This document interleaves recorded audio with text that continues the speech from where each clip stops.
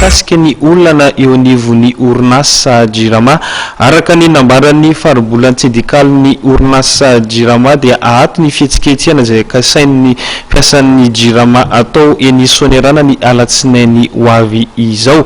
Nisy araka izany ny fanambarana izay nataon'ny mpitondrateny sindika mikasika izay indrindra ireo jerentsika ny sary.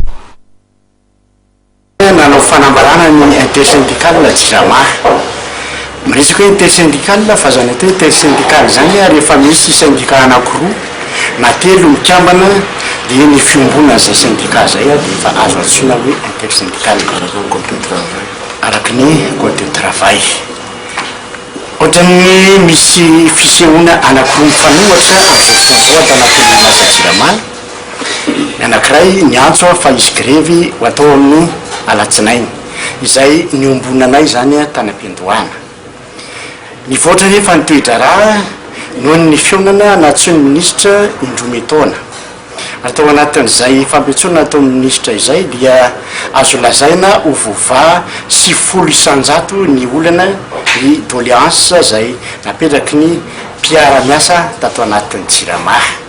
Manoloana izay fivoarana toetra raha zay dia nanapa-kevitra izahay nivondrona atao anatin'ny sindika tononona teo reto dia ny saty Jirama, ny sekrima Jirama ary ny sem atao anatin'ny orinasa Jirama fa ahato aloha lay fihetsiketsehana izay neverina ho atao amin'ny latsinainy ahato satria nambara tamin'ilay adihevitra rehetra ny fanaovana indroa taona tany amin'ny prakitra raha sy ny tompon'andraikitra atao amin'ny ministeran'ny angovo sy ny akoranafo fa raha tsy laza fa tsy teboka vitsy dia ny hoe omena Jirama ny concession mandritry ny 20 taona. Isan'ny nangatahan'ny mpiasany hoe anaovana ny audit ny contrat izay efa nisy teo aloha sy ny contrat izay miditra vaovao eto. Ao anatiny anaovana audit zany ny contrat izay ifampiresahana amin'ity symbion'ity. Arak'izany resahana ihany koa ny mahakasika ny statut ny Jirama dia efa nazava ny fanambarana fa iarahana ary anokanana fotoana manokana ny arahana binika zay azahoana miditra amin'ny marimaritra raisana zany hoe tsy amboty ny orinasa Jirama zany resaka ifanaovana izany. Dia izany rehetra zany sy ny hafa manaraka no nahatonga anay andray izao fanapahakevitra zao. Raha mahakasika ny sambionina manokana tsotra ny fanazavana toe-javatra anankitelo na efatra no tansanay. Voalohany tamin'ny contrat izay efa nisy teo aloha dia mividy jiro avy any amin'ireo partenaire miara-miasa amin'ny Jirama reo a 1500 ny Jirama amin'ny contrat nisy teo aloha. Amin'izao fotoana zao miaraka amin'ny sambionina 460 ariary ny amarotany an'izany aty amin'ny Jirama.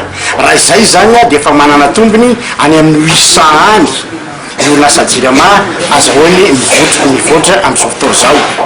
Tamin'ny contrat teo aloha dia miantoka gazoal anodonana an'ireo central ireo ny orinasa Jirama fa miaraka amin'ity sambion'ity dia tsy miantoka an'izay carburant zay intsontsika. Efa tombony BDB ho an'ny orinasa Jirama zay.